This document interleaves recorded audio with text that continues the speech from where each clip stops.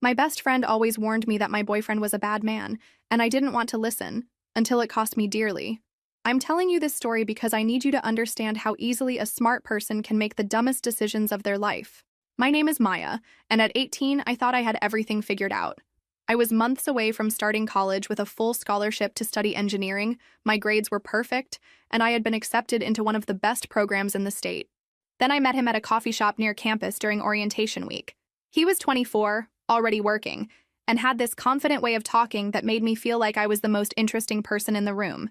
When he asked for my number, I felt like I'd won some kind of lottery. "You're different from other girls your age," he told me on our third date, reaching across the table to touch my hand. "Most of them are so focused on proving themselves, but you have this natural grace. You don't need to compete with anyone." I practically floated home that night. My best friend Zoe was waiting in my dorm room, and I couldn't stop gushing about how mature and sophisticated he was. She listened patiently as I recounted every detail of our conversation. "Maya, can I ask you something?" she said when I finally paused for breath. "What did he say when you told him about your engineering scholarship?" I hesitated. The truth was, when I'd mentioned it, he had gotten this strange look on his face and changed the subject, but I wasn't about to admit that to Zoe. "He thinks it's great that I'm ambitious," I lied smoothly. "He just said that really special women don't need to stress themselves out trying to prove their worth to the world." Zoe's eyebrows shot up. "He said women don't need to prove their worth? What does that even mean?" "It means he sees me for who I really am, not just what I can achieve," I snapped, suddenly irritated by her tone. "Not everyone needs to be a workaholic to feel valuable, Zoe." She held up her hands defensively. "I didn't mean it like that. I just think it's weird for someone to suggest that getting an education is stressing yourself out. That's all." But I was already done with the conversation. For the first time in my life, I had a guy who saw me as special, who thought I was too good for the rat race that consumed everyone else. Zoe was my best friend, but she'd never had a serious boyfriend. How could she possibly understand what it felt like to be truly appreciated by someone? "You'll understand when you meet someone who values you for more than just your achievements," I told her, and watched her face fall slightly at the implicit criticism. I should have paid attention to that moment.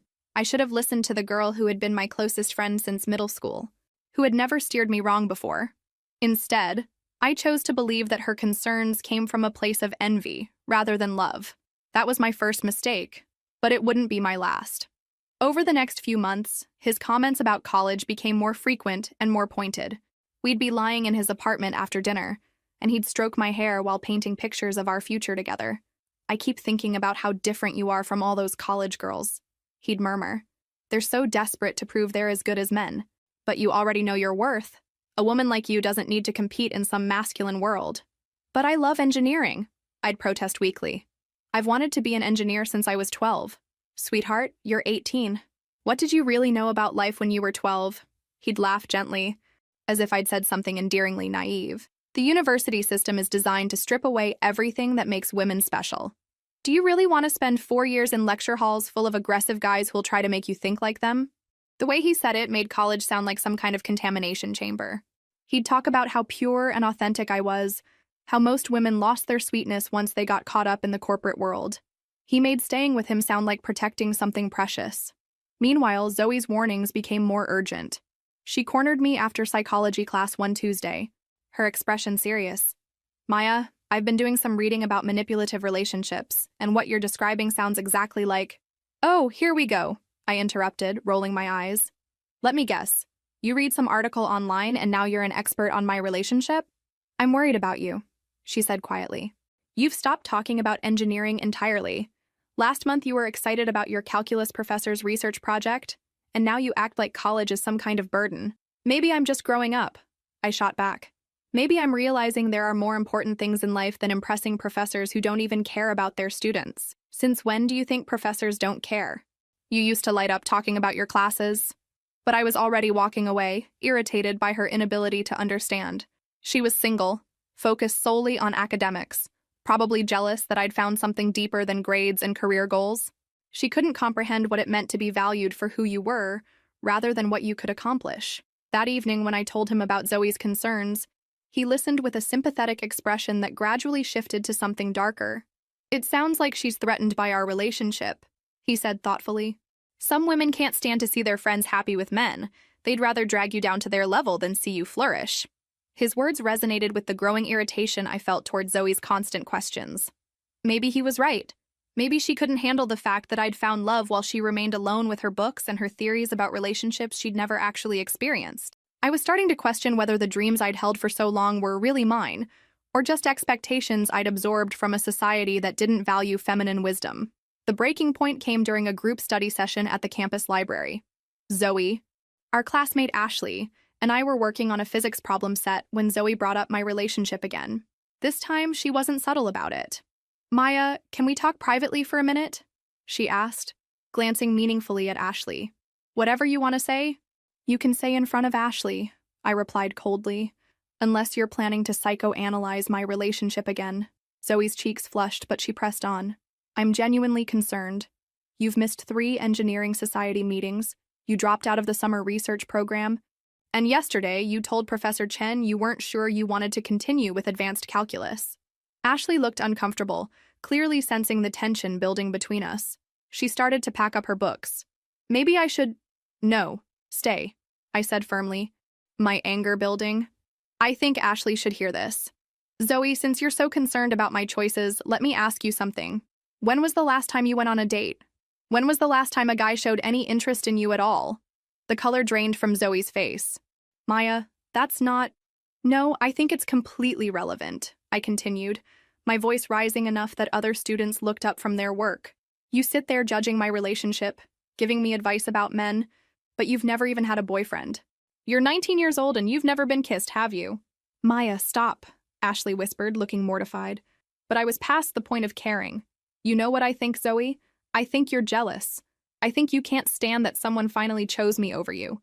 All through high school, you were the smart one, the one teachers praised, and now I have something you can't analyze or achieve through studying."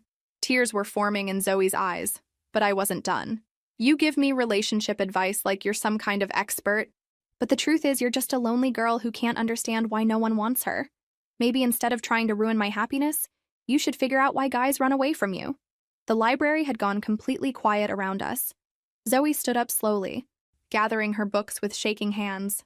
"I've been your friend for 7 years," she said quietly. "I've celebrated every achievement with you, supported you through every difficulty, and loved you like a sister. If you really think I'm capable of the cruelty you just described, then you don't know me at all." She paused at the table's edge, looking directly at me with an expression I'd never seen before. Not anger, but profound disappointment. "I hope someday you'll remember who your real friends were. But I can't keep watching you destroy yourself and then attack me for caring about you." She walked away, leaving me sitting there with Ashley staring at me in shock. Instead of feeling guilty, I felt triumphant.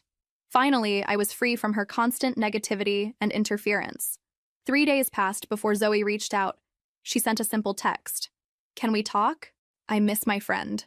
Instead of relief, I felt irritation. She couldn't just leave things alone, could she? I showed the message to him that evening as we sat in his living room watching television. "She's persistent, I'll give her that," he said, shaking his head.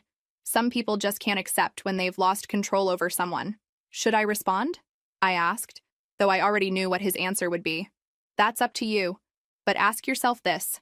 Has she apologized for trying to sabotage our relationship? Has she acknowledged that maybe she was wrong?" He was right. Zoe hadn't apologized at all. If anything, her text suggested she thought I was the one who should be sorry. I met her at our old spot by the campus fountain. She looked tired, like she hadn't been sleeping well. And for a moment I felt a flicker of the old affection we used to share. But then she started talking. "Maya, I've been thinking about what happened in the library, and I want you to know that I forgive you for what you said. I know you're not cruel like that normally, which makes me even more worried about how much you've changed." "Forgive me?" The audacity was breathtaking. "I don't need your forgiveness, Zoe," I said coolly. "I told you the truth about why you've been trying to undermine my relationship. If you can't handle honesty, that's your problem." Her face crumpled.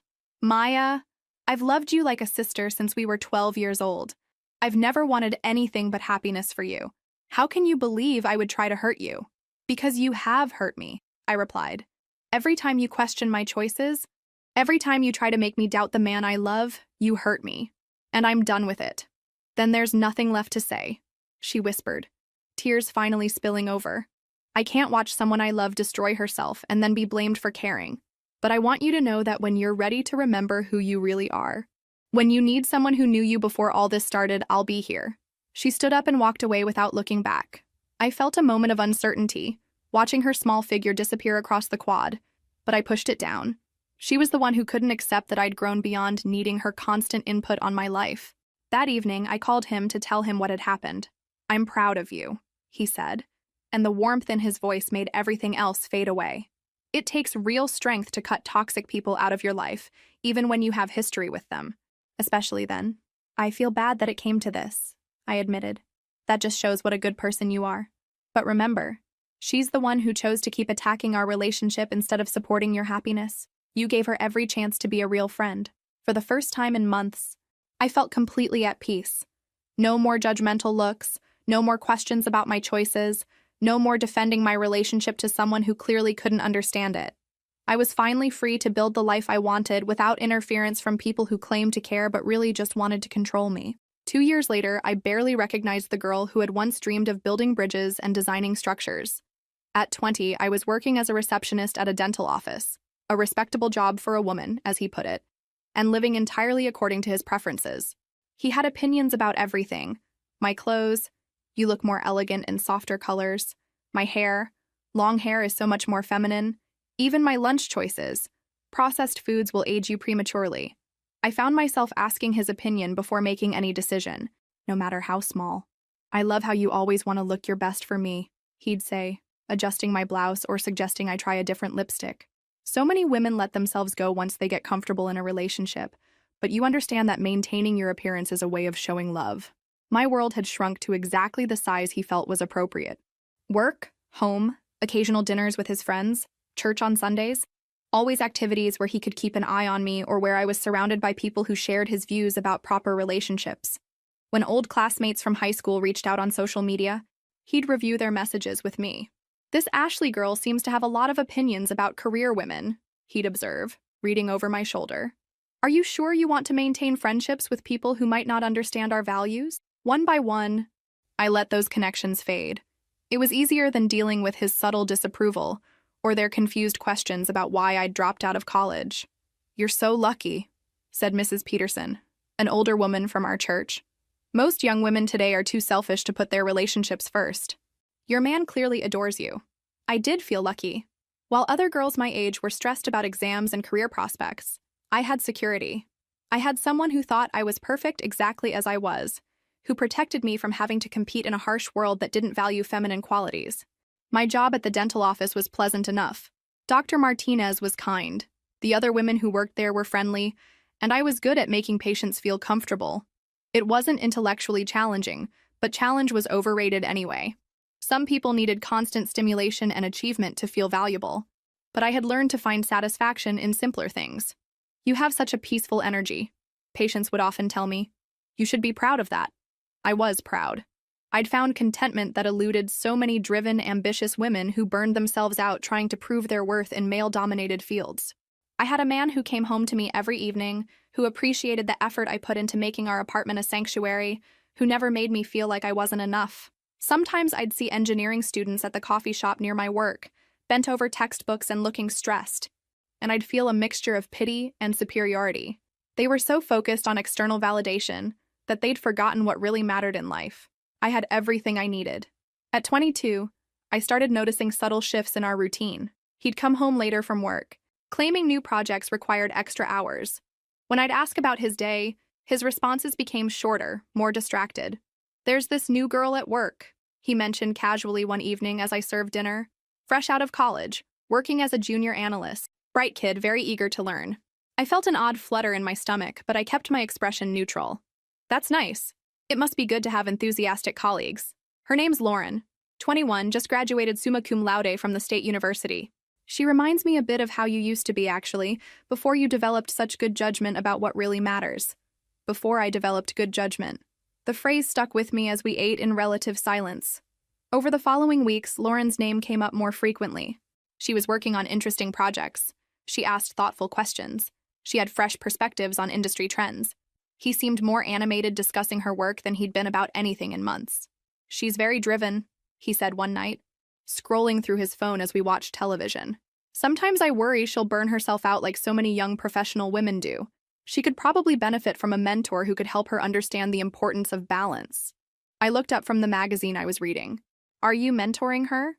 Informally, yes. Someone needs to help guide her before she makes the same mistakes so many ambitious women make. He glanced at me with what I interpreted as appreciation. You understand how valuable it is to have someone who cares enough to provide that guidance. But something about his tone didn't sit right with me. There was an energy in his voice when he talked about Lauren that had been absent when he talked about anything else lately, including me. Maybe I could meet her sometime, I suggested. If she's important to your work, I'd like to get to know her. His expression shifted almost imperceptibly. I don't think that would be appropriate. Professional boundaries, you know. Besides, she's so focused on her career right now, I doubt she'd have much in common with someone who's chosen a different path. The dismissal stung more than I expected. When had I become someone who wouldn't have anything in common with an educated professional? I'd been one myself once. That night, lying in bed beside him, I found myself thinking about my old classmates for the first time in months. Where were they now? What were they doing? I'd deleted most of my social media accounts at his suggestion, so I had no way of knowing. The thought of reaching out to check on them crossed my mind, but I pushed it away.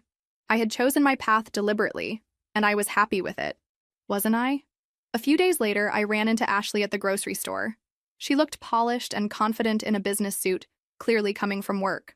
Maya, oh my God, it's been forever, she said, her face lighting up with genuine pleasure. How are you? We talked briefly about inconsequential things, but I noticed her checking her phone and mentioning a conference call she needed to join. She was busy, important, needed somewhere else. We should catch up properly sometime, she said before leaving. I'd love to hear what you've been up to. But what would I tell her? That I'd mastered the art of making perfect dinners and organizing closets? That I'd found fulfillment in supporting someone else's ambitions while abandoning my own? I pushed the questions away, but they lingered longer than usual. The information came through Ashley, whom I encountered again at a coffee shop near my work. She seemed surprised to see me, but pleased, and asked if she could join me for a few minutes. I actually have some news about Zoe, she said, settling into the chair across from me. I wasn't sure if you'd heard. My stomach tightened. We don't really keep in touch anymore. Right. I remember you two had some kind of falling out.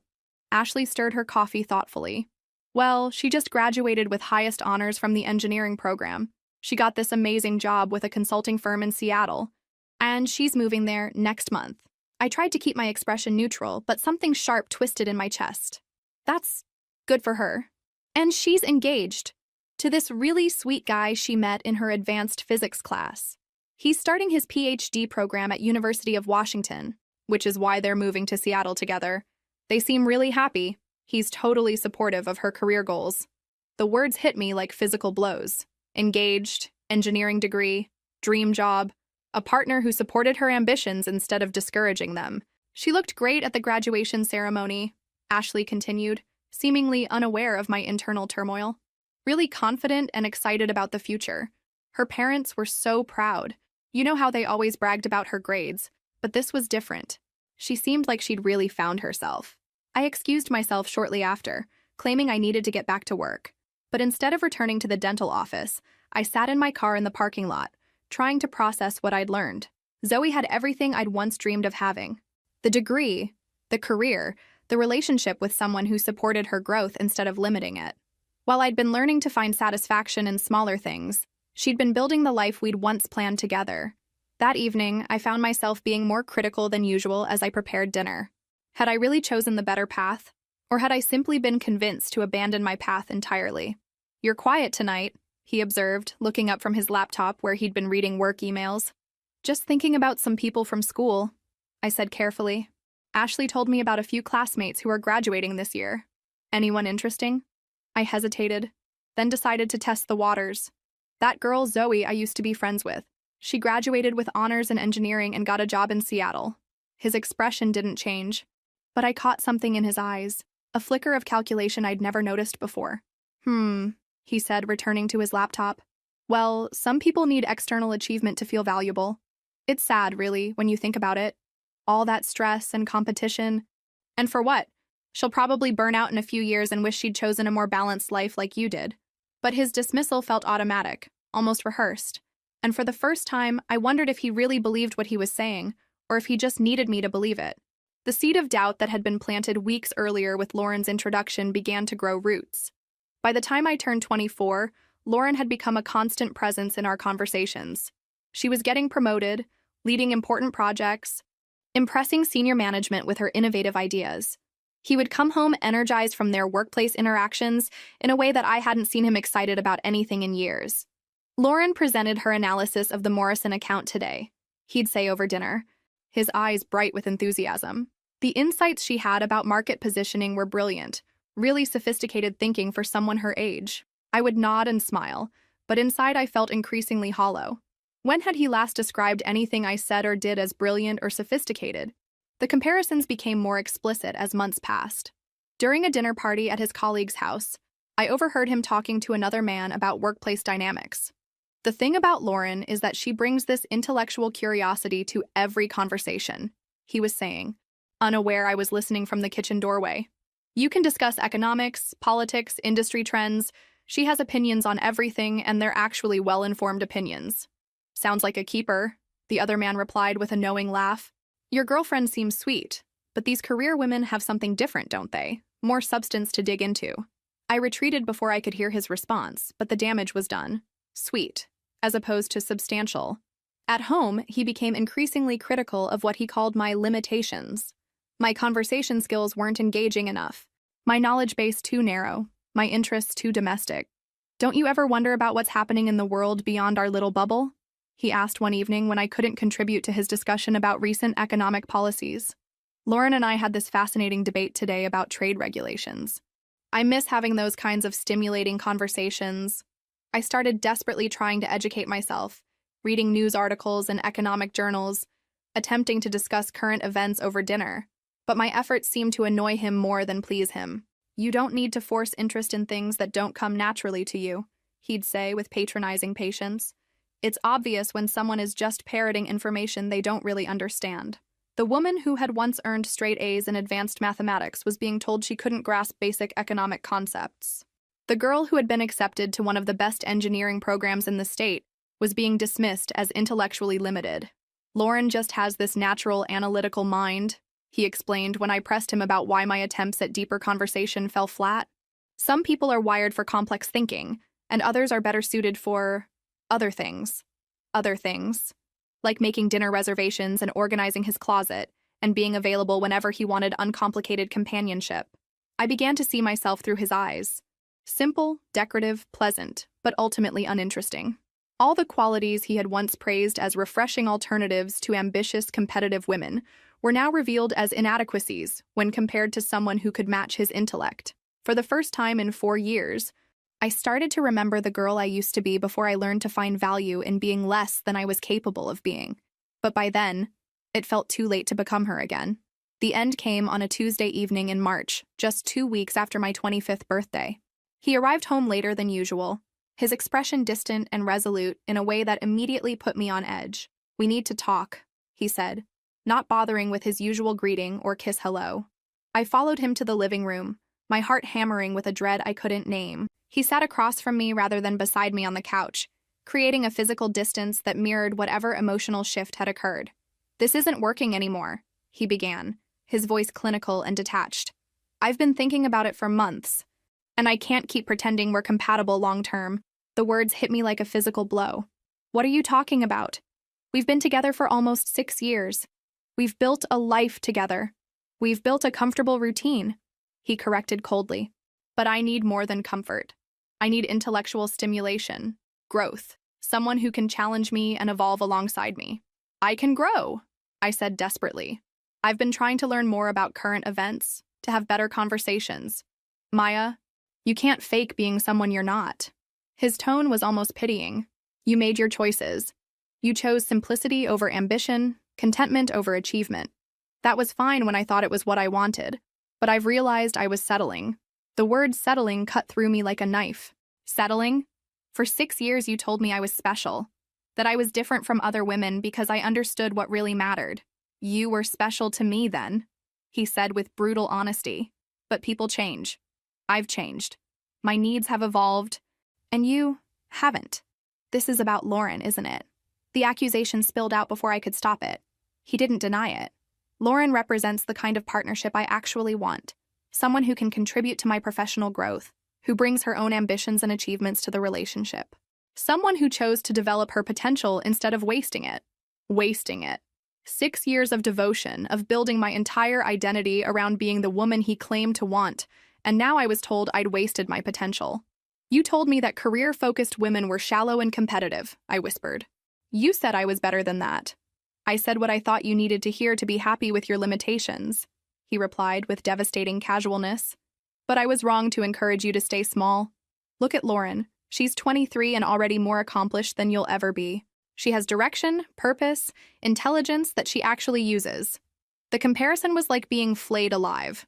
I was being discarded for embodying exactly the qualities he had once praised, replaced by a woman who possessed everything he had convinced me to abandon. You destroyed my dreams, I said, my voice breaking. I gave up my scholarship, my education, my goals because you told me they were wrong for me. I never forced you to do anything, he said dismissively. You made your own choices. If you regret them now, that's not my responsibility. He was already packing that night, moving in with a friend until he could find his own place. The apartment we'd shared for 3 years suddenly felt enormous and empty, filled with the ghosts of all the conversations where he'd convinced me that less was more. That ambition was overrated, that being his perfect complement was the highest achievement I could aspire to. I was 25 years old with a high school diploma, a dead-end job, and no idea who I was without him. And he was moving on to build the kind of partnership he'd always actually wanted, with a woman who had refused to make herself smaller to make him feel bigger. The weeks after he left were the darkest of my life. I would lie in bed staring at the ceiling, trying to comprehend how completely I'd been manipulated. Every conversation we'd ever had about my future replayed in my mind with brutal clarity, and I could finally see the systematic way he'd dismantled my confidence and redirected my ambitions. I was 25, the same age Lauren was when she already had years of professional experience under her belt. My former classmates were finishing graduate programs or establishing themselves in careers, while I was starting from less than zero. I didn't just lack qualifications. I'd actively moved backwards from where I'd started. The scholarship I'd forfeited was gone forever. The connections I'd made in my brief time in the engineering program had evaporated.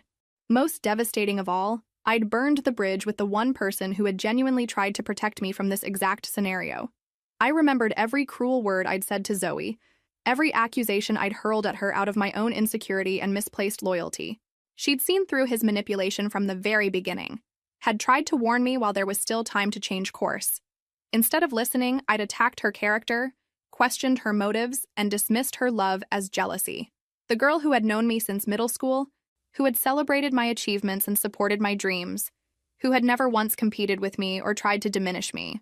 I'd sacrificed her friendship to protect a man who saw me as temporarily useful until something better came along. Sitting alone in that empty apartment, I faced the horrible truth. I'd chosen my manipulator over my protector, and I'd done it enthusiastically. I'd been so desperate to feel chosen and special that I'd convinced myself that someone trying to limit my growth was actually trying to love me. The isolation was crushing.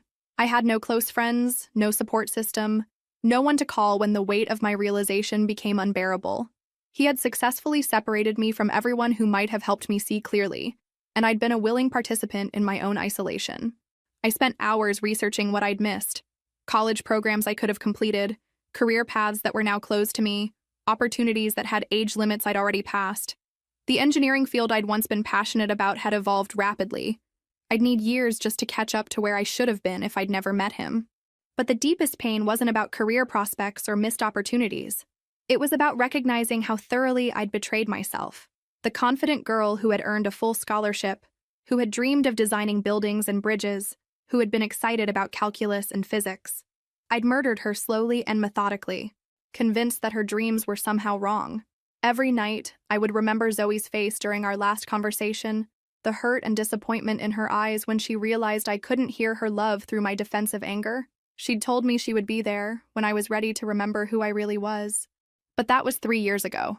Why would she still care about someone who had treated her so cruelly? The apartment felt like a mausoleum for the life I'd voluntarily dismantled. All around me were the artifacts of becoming smaller. The simplified wardrobe he'd preferred, the books I'd stopped reading because they were too complicated, the empty spaces where my engineering textbooks used to be.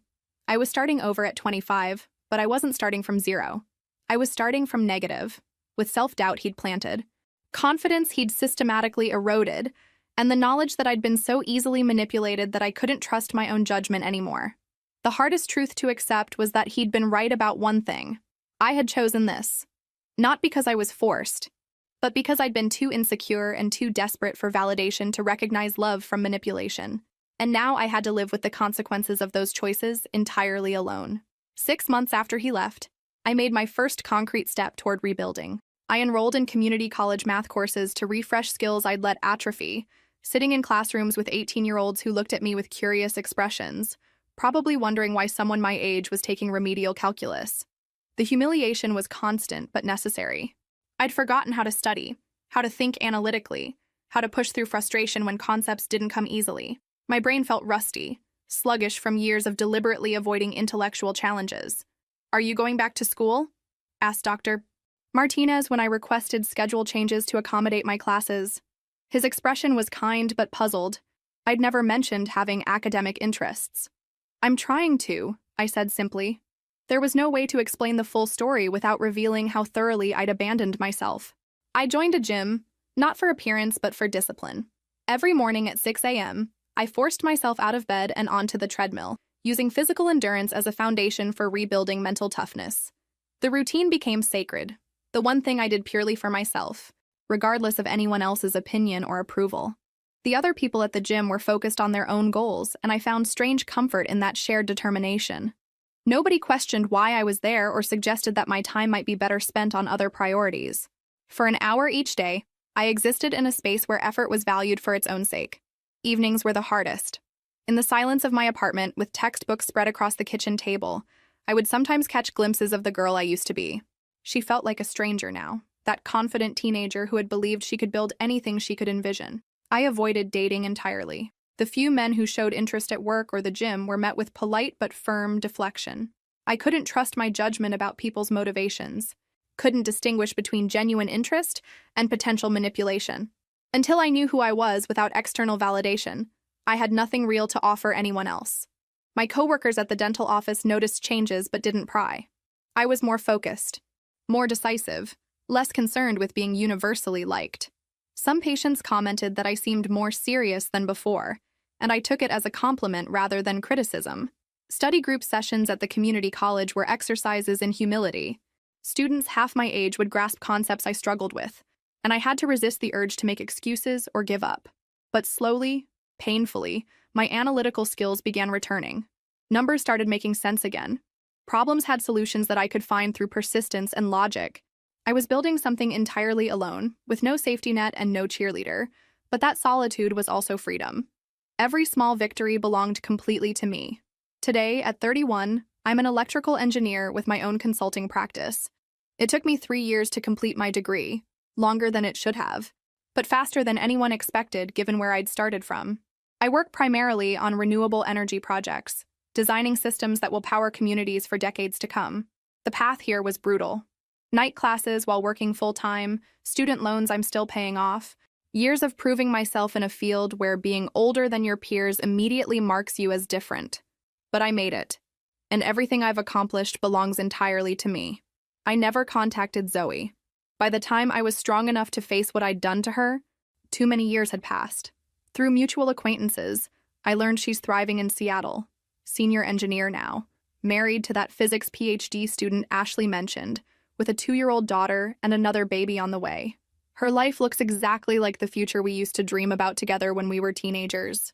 I've had relationships since then, but they've been careful, guarded affairs. I date men who encourage my ambitions, who are proud of my achievements, who never suggest that success makes me less feminine, but I've never again trusted someone enough to build my identity around their approval. Some opportunities can never be recovered. I'll always be behind my peers professionally, will always carry the knowledge that I voluntarily threw away 7 prime years of my life. The compound effect of that lost time, the advanced degree I might have earned, the connections I could have built, the projects I might have led, those possibilities are gone forever. But perhaps more painful is the memory of Zoe's face during our final conversation, the bewildered hurt in her eyes when I attacked her for loving me enough to risk my anger. She offered me unconditional friendship, and I threw it back at her with calculated cruelty. He moved to Seattle too, eventually. Last I heard through professional networks, he and Lauren are married with children, both successful in their respective fields. They probably look like the perfect power couple, exactly the kind of partnership he'd always actually wanted. Sometimes I wonder what would have happened if I'd listened to Zoe's warnings, if I'd recognized love when I saw it instead of mistaking control for care. But mostly I try not to dwell on alternate histories. The choices I made were mine, even when I made them for the wrong reasons. I've learned to find satisfaction in solitary achievement, in knowing that every success I've had since 25 was earned without anyone's permission or approval. My independence is real because it was forged in isolation, tested by failure, and proven through years of choosing growth over comfort. Still, in quiet moments, I think about the girl who tried to save me from myself, and I hope she knows that her love wasn't wasted. It just took me longer than it should have to remember that friendship, real friendship, doesn't try to make you smaller. It took losing everything to learn the difference between someone who loves you and someone who loves controlling you. I just wish I'd learned it in time to save what mattered most.